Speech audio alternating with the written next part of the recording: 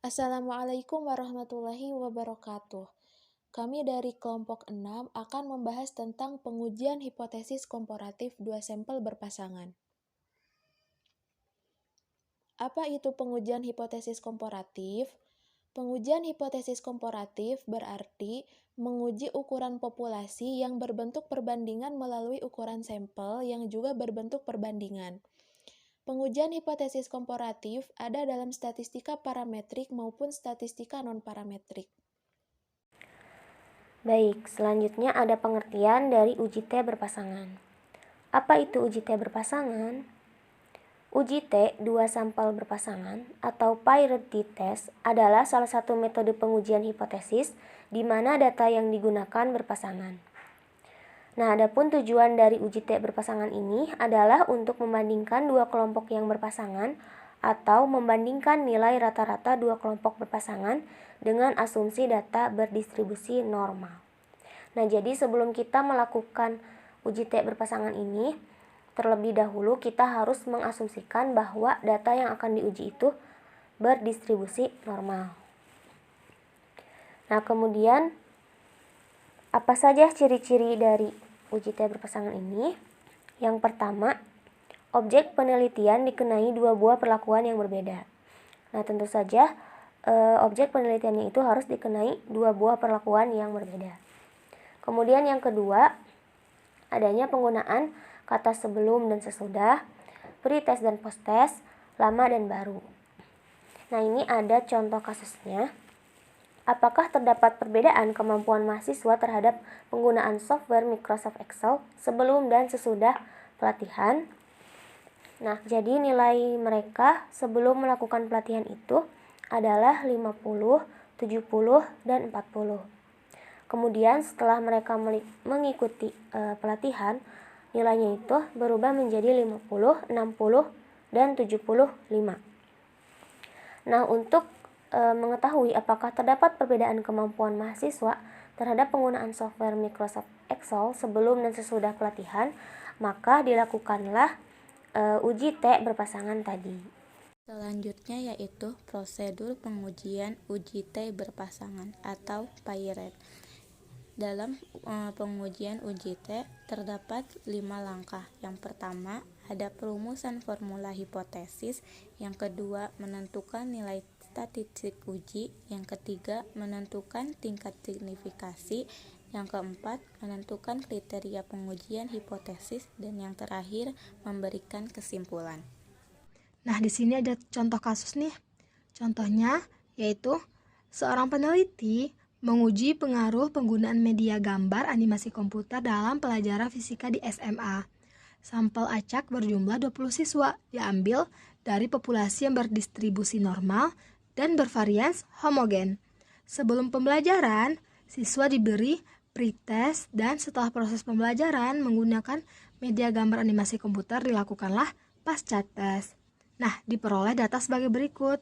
Dapat kita lihat ya pada slide selanjutnya, yaitu ada tabel, yaitu terdiri dari ada N di sini adalah jumlah sampel, yaitu ada sebanyak 20, ada nilai pretestnya dan ada nilai pasca tes.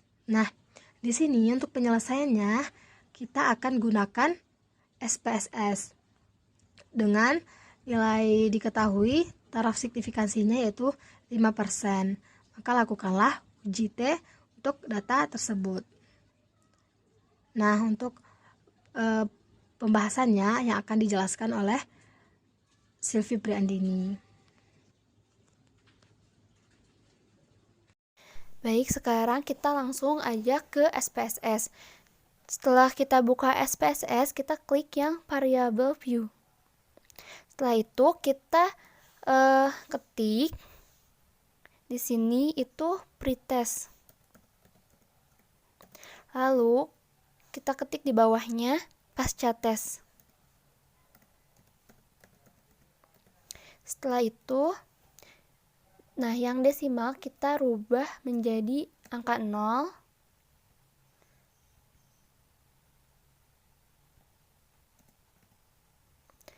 Lalu yang measure kita ganti menjadi scale. Nah, Setelah itu kita klik yang data view. Nah, di sini sudah ada pretest dan pasca test. Nah, yang kolom pretest kita masukkan nilai-nilai yang tadi ada di tabel pada contoh kasus.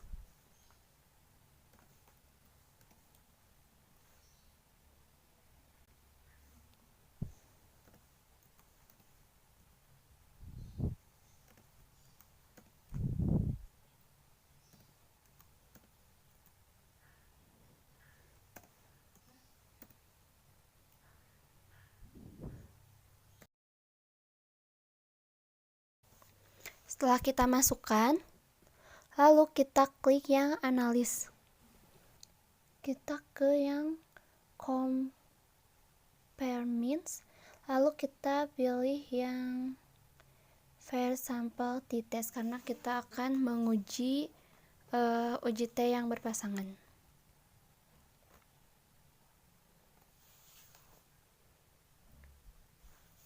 Nah, di sini pretest kita pindahkan ke variabel 1, lalu yang pasca test kita pindahkan ke variabel 2.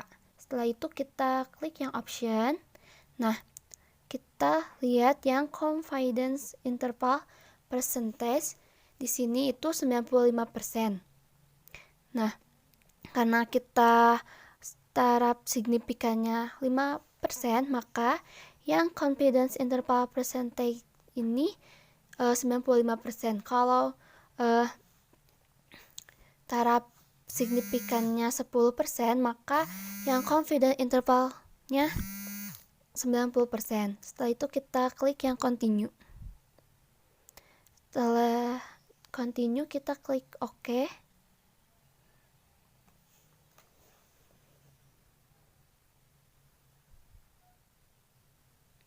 Nah, ini sudah ada hasilnya. Nah, untuk pembahasan dari hasilnya akan dijelaskan oleh rekan saya. Oke, jadi di sini terdapat ya hasil dari SPSS yang di bawah sini ada paired sample test. Jadi di bawah sini terdapat ada nilai T hitung yang hasilnya menjadi negatif 5,94. Karena nilai T hitung di sini nilainya positif, maka dari negatif ini dinilai mutlakan menjadi 5,94. Lalu di sampingnya terdapat derajat kebebasan yang hasilnya 19. Lalu di sampingnya lagi terdapat nilai signifikan atau truth tale yang hasilnya menjadi 0,00.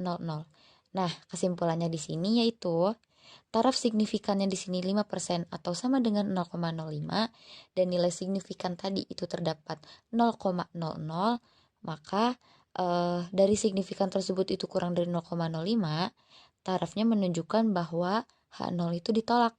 Artinya, terdapat perbedaan yang signifikan antara hasil pretest dan pasca tes dalam pengujian pengaruh penggunaan media gambar animasi komputer dalam pelajaran fisika di SMA. Oke. Sekian dari kami, kurang lebihnya mohon maaf. Wassalamualaikum warahmatullahi wabarakatuh. Dadah.